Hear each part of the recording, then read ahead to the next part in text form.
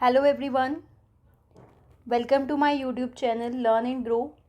आज की क्लास में हम बात करेंगे डिफरेंट स्कूल्स ऑफ साइकोलॉजी। तो आज की क्लास एक बहुत ही इम्पॉर्टेंट क्लास होने वाली है।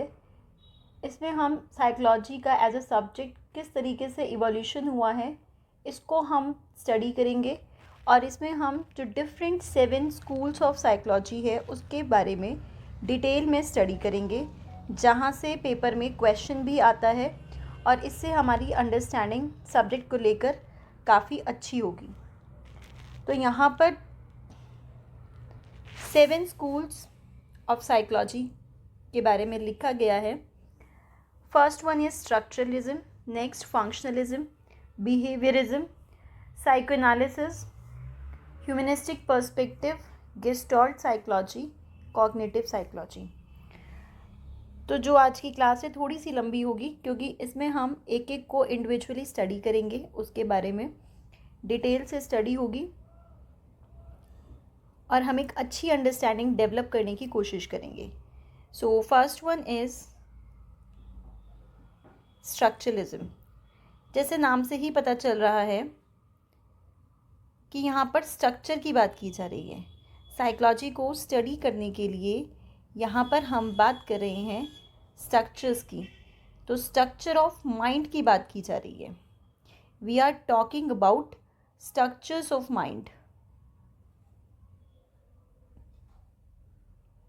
एक सेकेंड।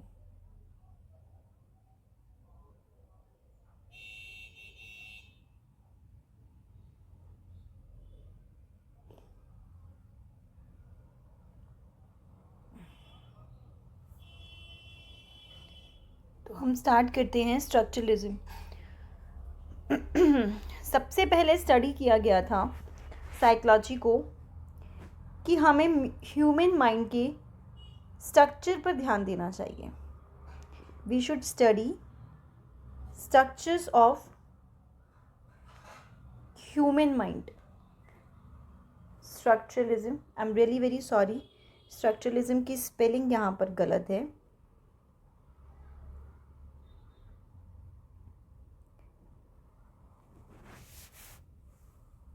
जो स्पेलिंग है टी मिसिंग है।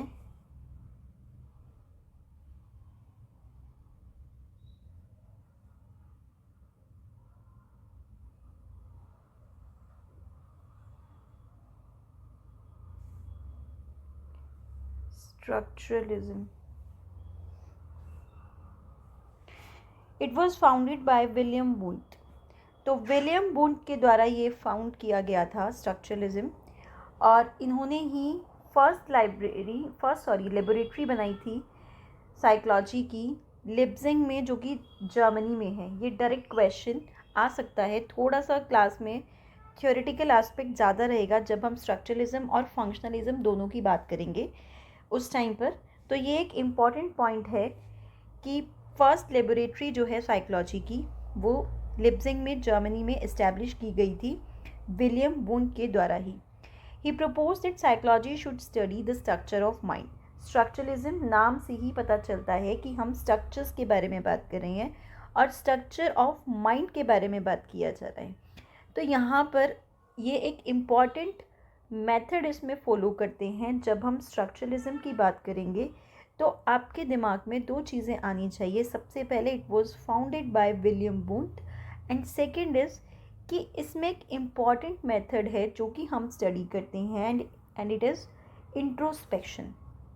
इंट्रोस्पेक्शन एक इम्पॉर्टेंट मेथड है स्ट्रक्चरलिज्म का, जिसमें कि जो भी इंडिविजुअल्स हैं उनको पूछा जाता है कि वो खुद डिस्क्राइब करेंगे अपने मेंटल प्रोसेसेस को और अपने एक्सपीरियंस को, किसी भी चीज़ को लेकर उनके क्या थॉट्स है, क्या उनके एक्सपीरियंस है, वो इंडिविजुअल खुद एक्सप्लेन करेंगे। तो ये जो इंट्रोस्पेक्शन जो मेथड है it is subjective in nature. ये जो मेथड है it is subjective in nature. इसकी कोई ऑब्जेक्टिविटी नहीं है। ऑब्जेक्टिविटी नहीं है इसका मतलब ये है कि जो इंडिविजुअल है वो जो स्टेटमेंट दे रहे हैं, वो जो भी एक्सप्लेन कर रहे हैं उसको हम वेरीफाई नहीं कर सकते हैं। सो इसीलिए ये जो मेथड है introspection it is less scientific. इसको आप वेरीफाई नहीं कर सकते हो. So this is the just of structuralism. Structuralism में बेसिकली यही इम्पॉर्टेंट पॉइंट्स है जो मैंने आपको अभी अभी एक्सप्लेन किए हैं. स्लाइड में इसी को डिटेल में लिखा हुआ है. Next is functionalism.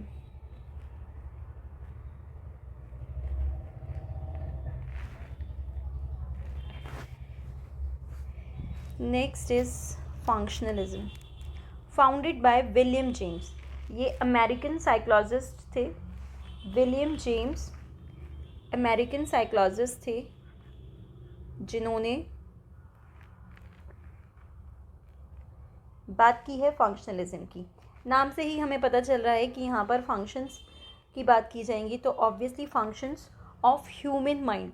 यहाँ पर जो बात की जा रही है वो बात की जा रही है ह्यूमन माइंड के बारे में.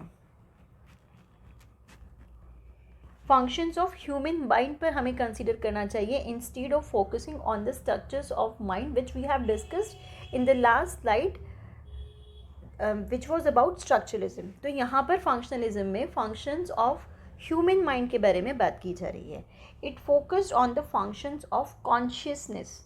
कॉन्शियसनेस की बात की गई है फंक्शनलिज्म में. Instead of focusing on the structures of mind we should study what the mind does, कि माइंड क्या काम करता है, किस तरीके से काम करता है, और उसकी वजह से जो ह्यूमन बींग्स है वो किस तरीके से कोप अप कर पाते हैं in the challenging environment, in the changing environment. तो बेसिकली यहाँ पर फंक्शंस ऑफ ह्यूमन माइंड के बारे में बात की गई है. और in compare to structuralism functionalism is more scientific. इसमें हम ऐसी चीज़ों के बारे में बात कर रहे हैं कि जिन्हें हम वेरीफाई कर सकें. सो ये जस्ट था. अगेन फंक्शनलिज्म की जब बात हो तो आपको याद रखना है it was founded by William James. इनका नाम याद रखना है. और जब हमने स्ट्रक्चरलिज्म की बात की है तो it was founded by William Wundt. और William James he was an American psychologist. Next अब हम स्टडी करेंगे behaviourism. Behaviourism, father of behaviourism J B. Watson. Again आपको याद रखना है J B. Watson father of behaviourism. कई बार पेपर में डायरेक्ट क्वेश्चन इससे पूछा जाता है who is known as father of behaviourism, तो आपको पता होना चाहिए. इन्होंने फंक्शनलिज्म के आइडिया को रिजेक्ट किया और इन्होंने कहा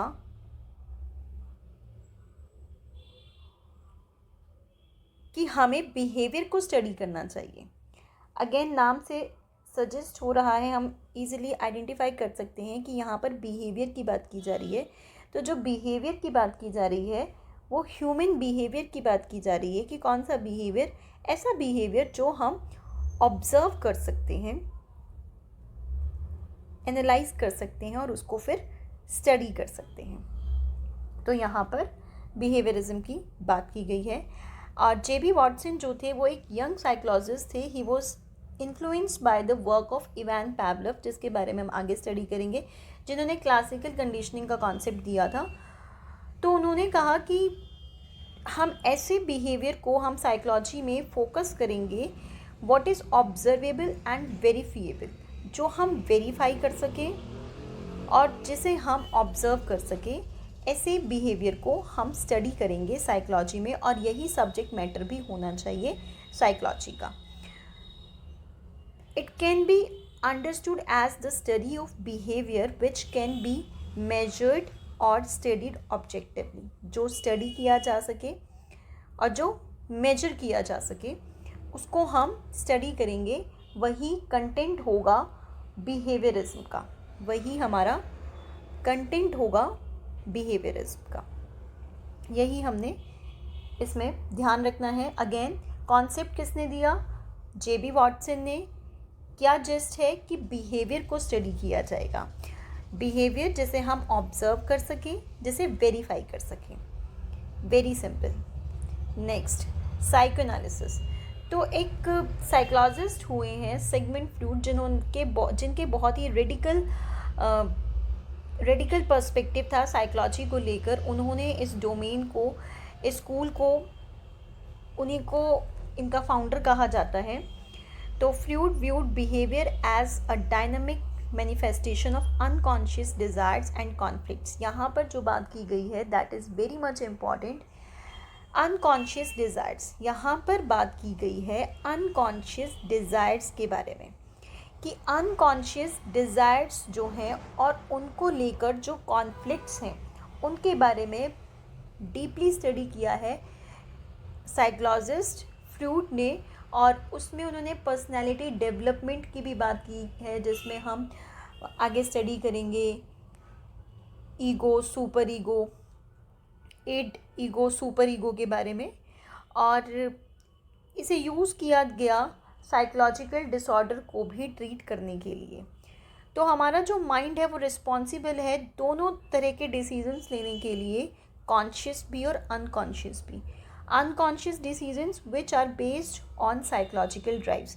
तो यहाँ पर साइकोलॉजिकल ड्राइव्स के बारे में बात की है फ्रूड ने। Unconscious mind, unconscious desires and conflicts, ये बहुत बहुत इम्पॉर्टेंट है जब हम साइको एनालिसिस की बात करेंगे। He also believed that unconscious conflict in mind can cause anxiety, moodiness and other problems.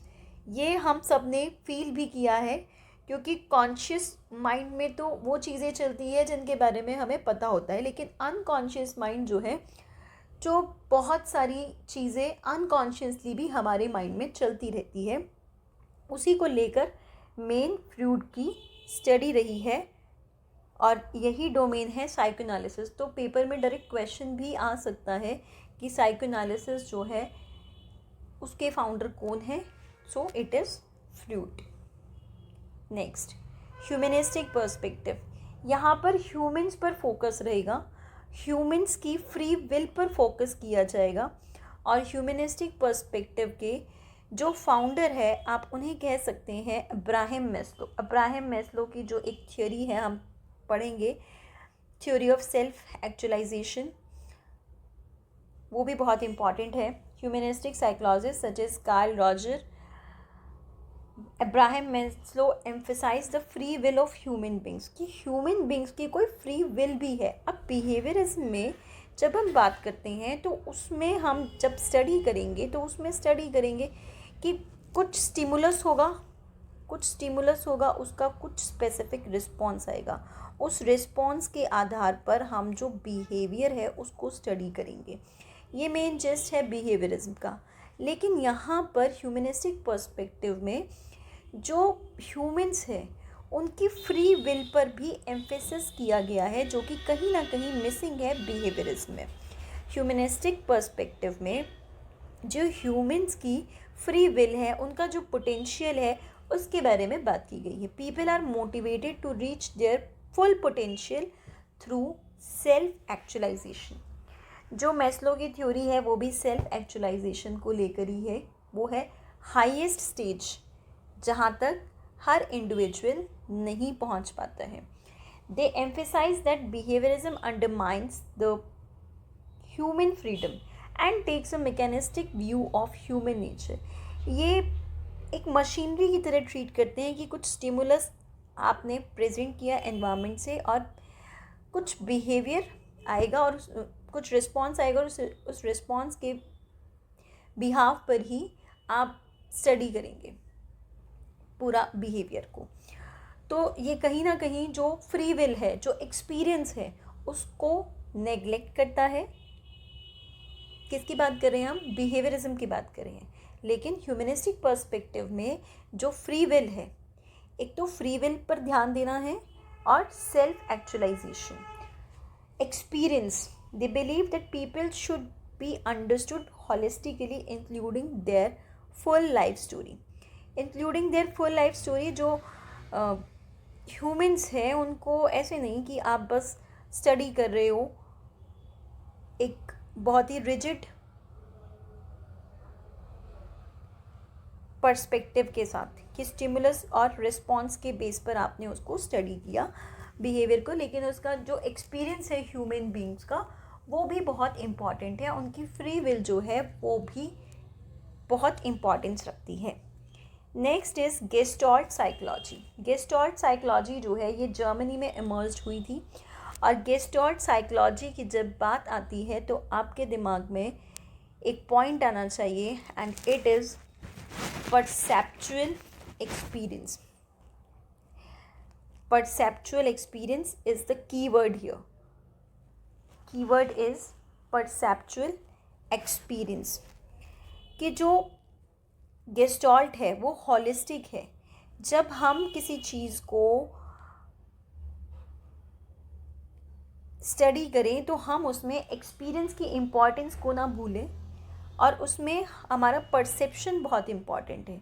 Experience is holistic, और किसी भी चीज़ का जो होल है that is more important than its individual parts. Whole of anything is greater than its parts. This is the gist, और keyword here is perceptual experience, gestalt psychology, और ये Germany में इमर्ज हुई थी.